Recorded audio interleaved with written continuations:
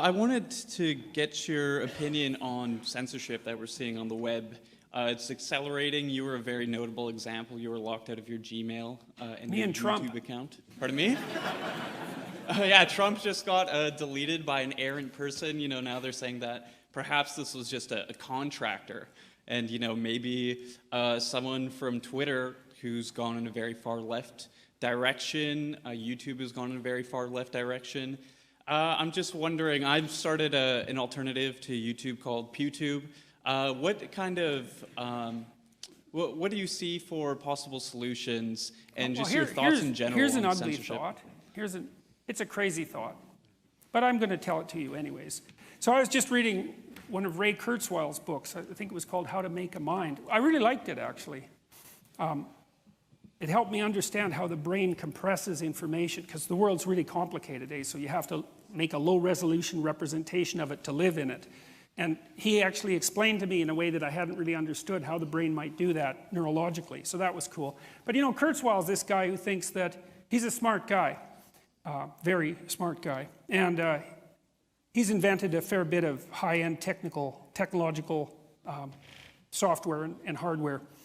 And he's the guy that thinks that we're heading towards the singularity. And so the singularity is, you know how processing speed doubles every 18 months and like hard disk capacity every year, and there's a bunch of doublings going on, a huge number of them, and they accelerate exponentially. And so we're probably 3 years away, maybe even less, than from building a computer that has the capacity to make as many calculations as reasonable estimates of the calculating capacity of the human brain are currently set at.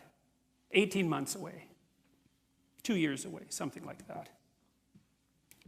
And then we're 18 months away from having one that's twice that fast, and then 18 months away from having one that's twice as fast as that. So that's like, say, 6 years. And we've got something that's 8 times as smart as a human being. But there's a twist on that, and this is Kurzweil's twist, which is as soon as you make a machine smart enough to make the next machine that's smarter than it, which is sort of what we're doing, because computers are so fast that will scale up to near infinite computing power almost instantaneously. Now, you think, no, probably not. And Ellen, Gates' partner, has written critiques of Kurzweil, and you know, you might think if something's impossible, then it won't happen, even if you don't know why. And there's reasons to not think that that will happen. But Kurzweil's traced back the doubling of computing power way before the existence of the transistor. And it's been ridiculously stable, crazily stable. So God only knows what we're coming up with here. You know, and you don't know what something of infinite computing power might be like. Like, you seriously don't know. And there are serious people who are very, very, very worried about that. They're very worried, for example, that companies like Facebook and Google will manage that first. And you know, those companies are already making censorship AI bots.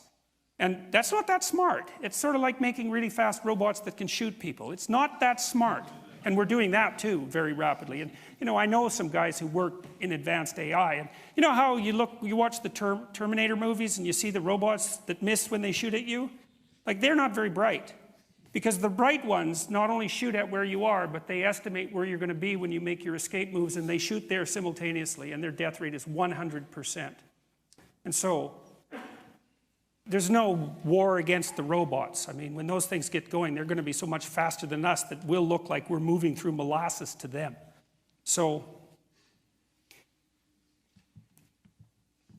you know, so maybe what we're deciding now with all of our individual decisions about censorship and the way that we're going to construct the world and all that is exactly what kind of superintelligence we're going to bring into being. And I would suggest that we try to bring one in that's good and moral rather than one that's evil and demonic. Right. So, what can we do about that?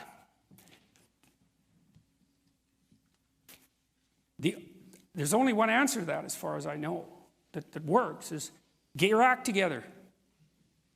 You're going to be the person who's working in AI, right? I know some of these people. They better be good people, because they're going to build whatever they're like into their machines. So they better have their heads screwed on straight, because they're going to get amplified like mad. And I don't like what's happening with Google and Facebook and YouTube.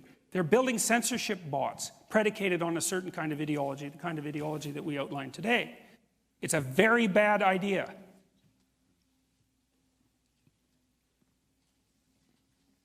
Hopefully good people will stop that.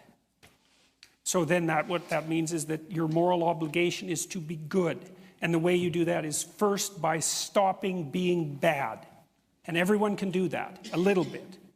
So I hope that's what everyone does, because the consequences of not doing it are not going to be pleasant. They never are.